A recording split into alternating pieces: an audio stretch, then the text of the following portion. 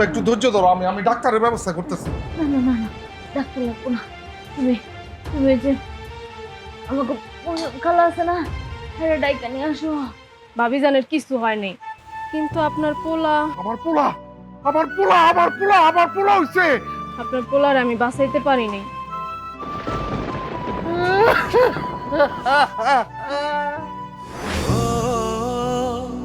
এই মাসে কত লাগবে? 5,000 না 7,000? ভাইজান, ম্যাচে অনেক টাকা বাকি পড়ে গেছে। সামনের মাসে আমার পরীক্ষা, টিউশন ফিটাও এখনো দেওয়া হয় নাই। ভাবতেছি মুসলিম পাড়ার জমিটা বিক্রি করে দিবা? ওই জমিটা তো আমার শ্বশুর আব্বার শেষ স্মৃতি। ও দুই ভাইয়ের মধ্যে ভালো মিল, এটাই তো জানতাম। জি চাচা, মিল তো আছেই। কিন্তু তোমার ভাই দীপু যে কথা বইলা গেল আমার ভালো লাগলো না। কি বলছে? বলছে সে বাড়ির অর্ধেক জমি বিক্রি করতে চায়। দীপু পারে বিক্রি করতে চায় মানে? আজকে রাতকে আমাকে থাকতে দেন কাকা, কালকে আমরা দুজন চলে যাবো। এই রাতে আমরা কই যাবো? একটু দয়া করেন আমাকে। এই জায়গায় একটা বড় বিল্ডিং উঠাবো, কি কর? ওই বিল্ডিং এ সবই থাকবো, খালি আমার পোলাটা থাকবো না। ভাইজান, ভাইজান, ভাবি, আমার ভাই আইসা পড়ছে।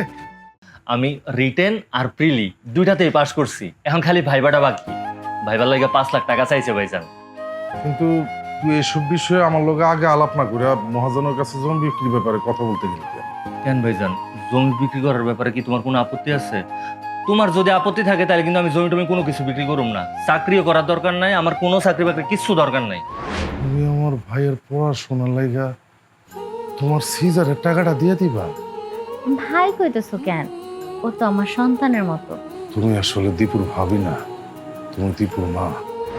সারাটা রাত ট্রেনের মধ্যে জায়গা ছিলাম, বুঝতে পারছো? কিচ্ছু খাই নাই, পেটের মধ্যে অনেক খিদা, চোখের মধ্যে ঘুম। আমি চিন্তা করছি তোর বাসায় যাবো, ফ্রেশ হবো, গোসল করবো, তারপর খাওয়া দাওয়া করে তারপর বাড়িতে যাবো। এইসব তুমি কি কইতাছো ভাইজান? আমগো এটা কি ফ্যামিলি বাসা? এটা একটা ব্যাচেলর মেস। এখানে তো আমরা নিজেরাই ঠিকঠাক মতো খাওয়ান পাই না। যাও যাও, রওনা দিয়ে দাও। আমি আমু না, আমি দেখা করুম ভাইজান তোমার লগে। যাও ভাইজান, যাও যাও। দীপুর বিয়ে কেমন হয়েছে? মেহমান কতজন আসছিল? বিয়া মানে কার বিয়া? কিসের বিয়া? দীপু যে মায়েরা ভালোবাসে তার আজকে বিয়ে করার কথা ছিল। ভাইজান, তোমার এই আদরের ছোট ভাইরে রেখে কই যাইবা তুমি? আমারে তোমার সাথে নিবা না? আমার কোনো ভাই নাই,